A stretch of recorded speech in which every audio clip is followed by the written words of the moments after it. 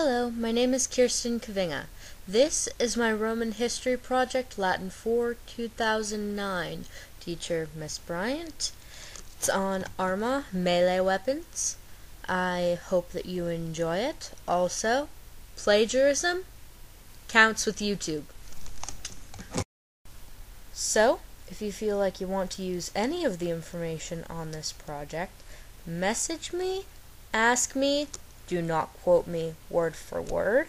I can help you with links, resources if necessary, but please don't copy my slides. I put a lot of work into it. Lots of love. Enjoy the presentation.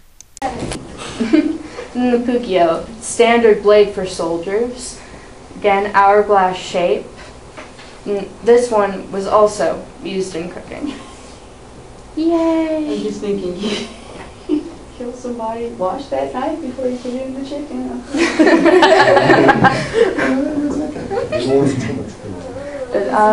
I thought that the Puccio was particularly pretty, but My video game. can I take it? Okay, Sure. Prosonium was another dagger of Greek origin. It was basically the Cinque Die, triangular shape, only elongated. Then two-edged Roman stiletto, kind of, in my opinion, resembles an epee, but epee is a fencing sword. They're like really long, slender, tiny, skinny. They were used well into the Middle Ages and confused with short swords, which they were not, they were daggers.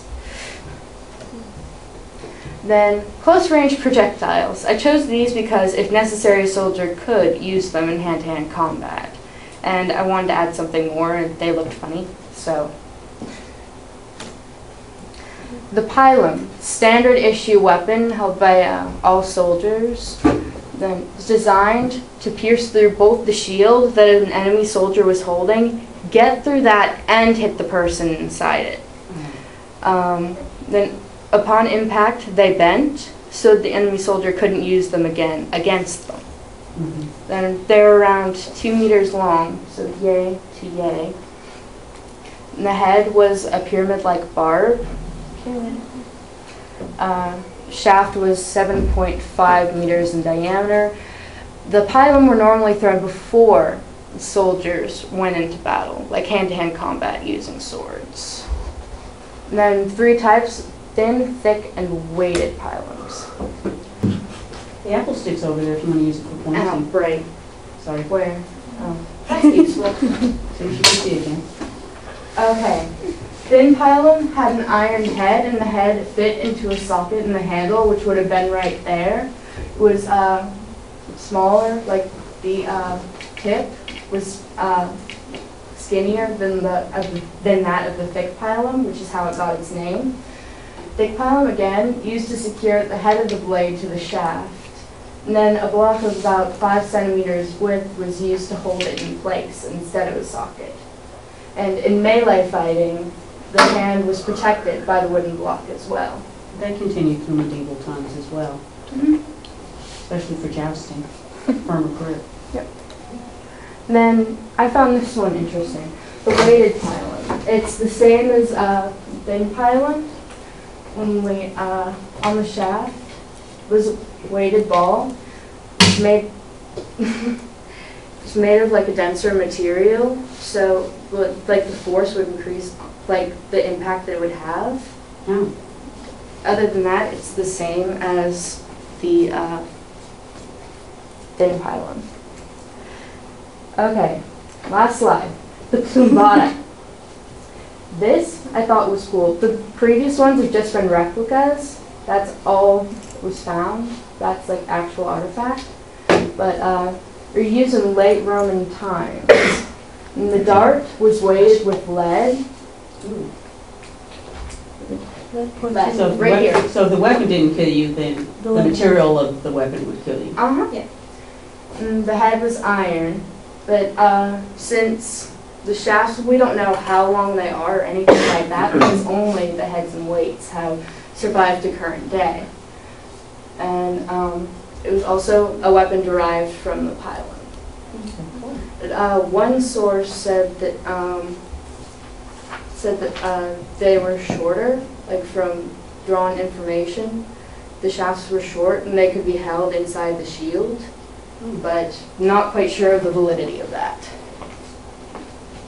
And that's it. Yay.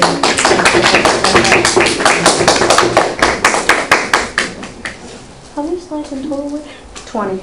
20. Oh my gosh, that's awesome. That must have took a lot of work, didn't it, Kirsten? Yep. I thought it was a cute design too. I thought it was awesome. In my opinion, it's the only one that matters.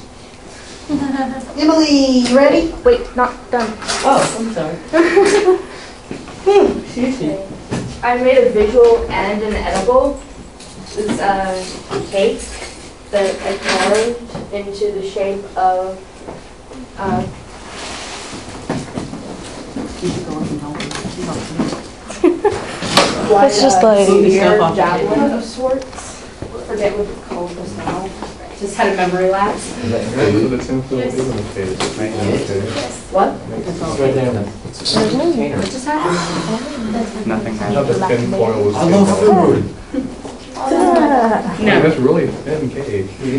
No. How are you putting No, you guys don't get to eat. No. Of course not. Oh, wow.